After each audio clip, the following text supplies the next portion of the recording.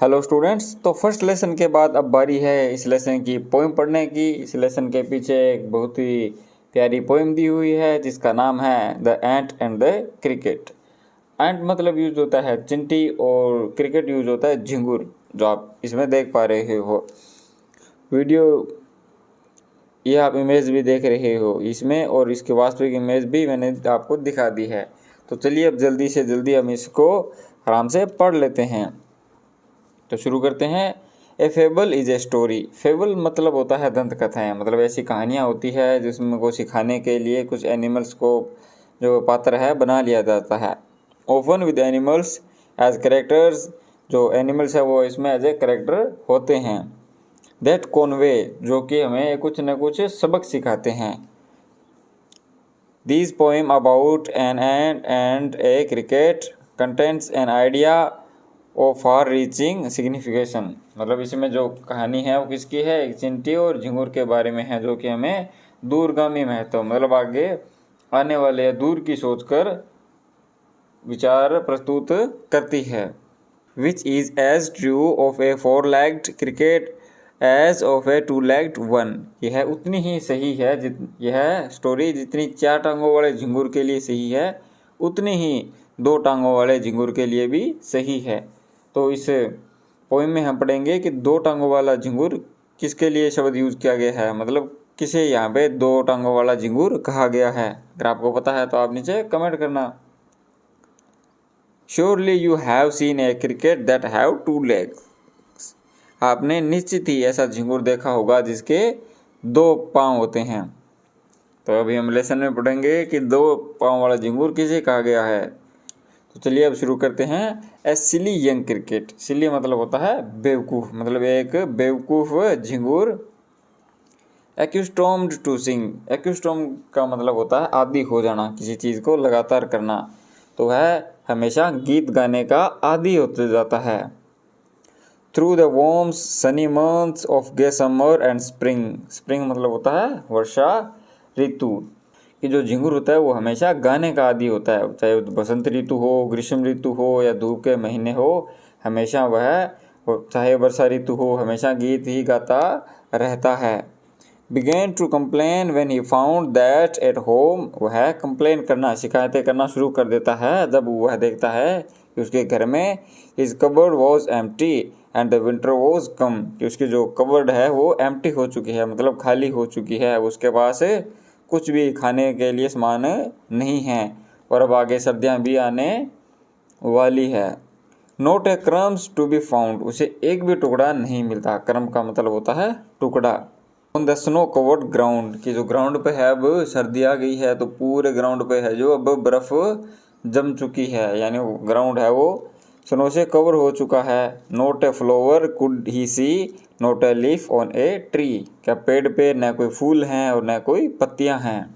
क्या कहना चाहता है कि जब मनुष्य के पास, यानी दो टांगों वाले झिंगुर किसके लिए यूज़ किया गया है, मनुष्य के लिए। तो मतलब ये इतना पैसेज है जो हमें क्या सिखाता है कि जब मनुष्य के पास अच्छा समय होता है तब वह उस समय को मौज मस्ती करने में व्यतीत कर देता है। पूरा काम है, पूरा दिन अपने तरीके से जीता रहता है, कोई काम ढंग से नहीं करता। लेकिन जब मुश्किल समय आता है तो उसे महसूस होता है कि अब उसके पास कोई भी नहीं है, कोई भी चीज़ नहीं है, जैसे धन नहीं है तो वह कोई उसे सहारा नहीं देगा, तो वह बाद में काफ़ी पछताता है। वट विल बिकम, अब मेरा क्या होगा। से द क्रिकेट ऑफ मी। अब क्रिकेट है जो फिर खुद से कहता है कि अब मेरा क्या होगा। एट लास्ट, आखिरकार, by starvation and famine made bold. के अंत में स्टारवेशन मतलब भूखमरी और फेमिन मतलब अकाल। भूखमरी और अकाल की वजह से वह थोड़ा साहसी बनता है। ओल्ड ड्रिपिंग विद वेट, पूरा खुद को भिगा लेकर, मतलब सर्दियाँ हैं तो सर्दियाँ हैं तो वह भीग जाएगा। And old trembling with cold, और ठंड की वजह से पूरी तरह से वह कांपने लग जाता है।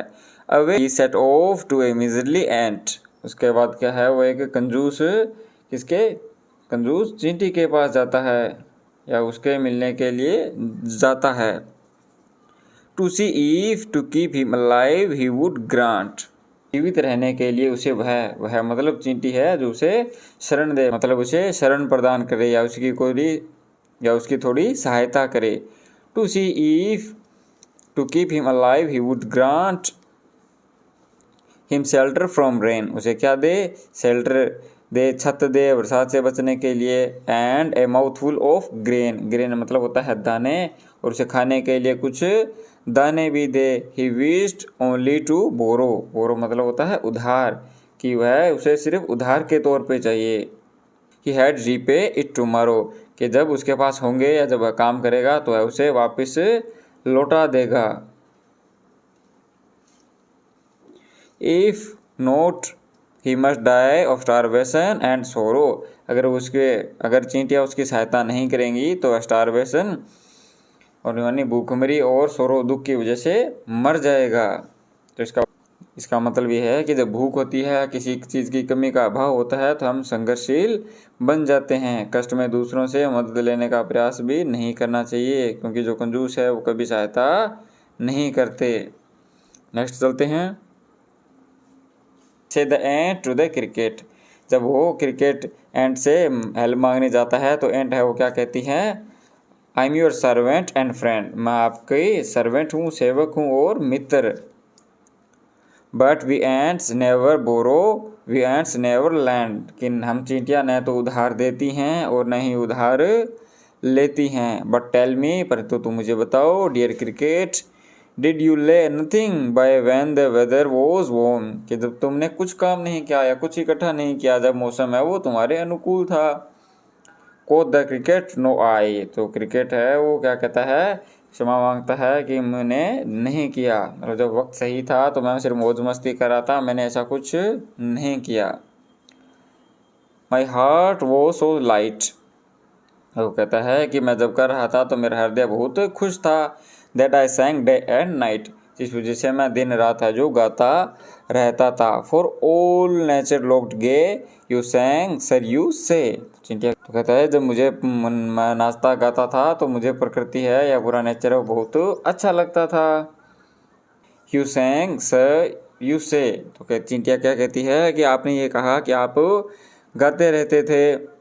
गो देन, अब जाओ, से द एंड्स, चिंटियों ने कहा, and dance the winter away, और नाच नाच कर अब जो सर्दी है वो दूर भगाओ। कि जब मौसम सही था तब आप सिर्फ गा रहे थे, अब मौसम थोड़ा सही नहीं है तो आप क्या करें, डांस करके नाच करके जो है सर्दी को भगाएं।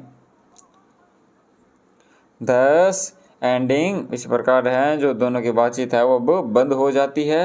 ही हैस्टली लिफ्टेड द विकेट, उसने जल्दी से अपना जो दरवाजा है उठाया। And out of the door turn the poor little cricket, poor little बेचारे क्रिकेट को उन्होंने बाहर फेंक दिया और दरवाजा बंद कर दिया।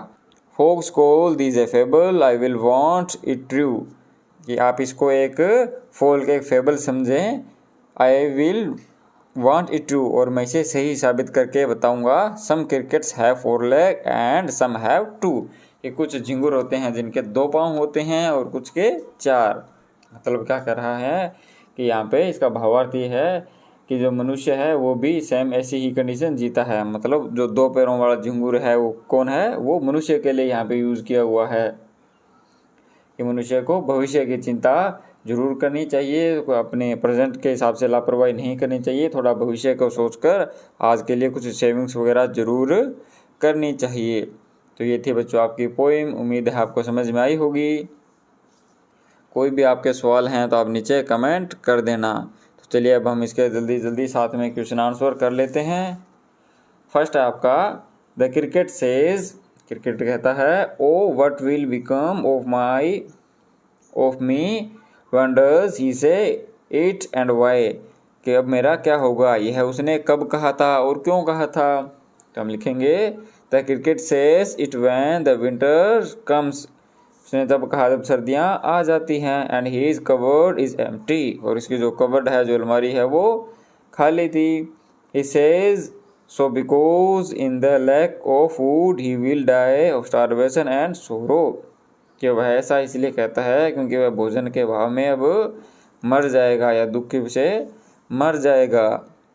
नेक्स्ट आपका, find in the poem the lines what mean the same as neither a borrower or a lander B, आपको इस पोइम में वो लाइन उठानी है जिसका मतलब ये हो कि न तो उधार देने वाले बनो और न उधार लेने वाले। ये शेक्सपियर की लिखी हुई है। तो हम लिखेंगे but we ants never borrow and ants never lend, कि हम चींटियाँ न तो उधार देती हैं और न उधार लेती हैं।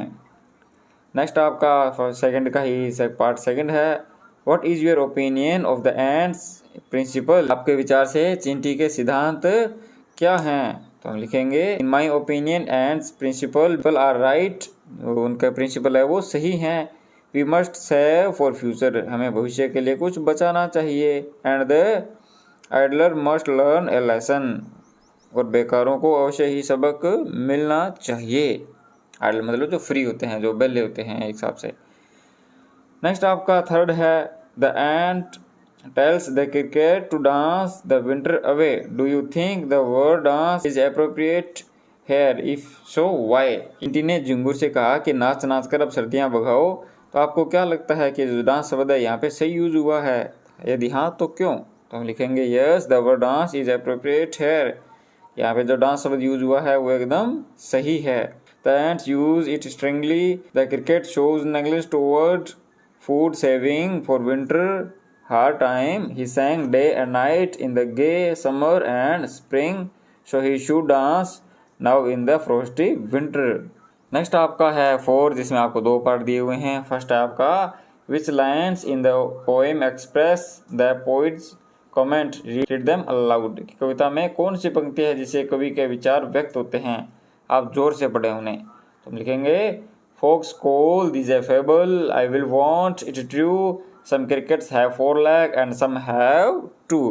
पोएम की अंतिम लाइनें ही हैं कि वो कहते हैं कि मैं साबित करूंगा कि कुछ झिंगुर के 4 पांव होते हैं और कुछ के 2।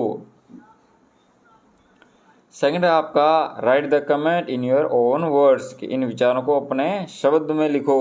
तो क्या लिखेंगे make happy your today but happier tomorrow, आज के दिन खुशहाल खुशी से रहो लेकिन कल को अधिक खुशी देने वाला बनाओ।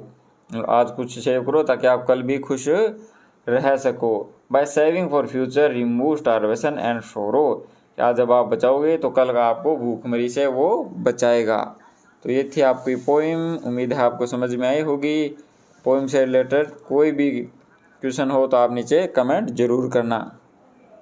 नेक्स्ट वीडियो में हम इस पोइम से रिलेटेड कुछ पैसेज है वो करेंगे।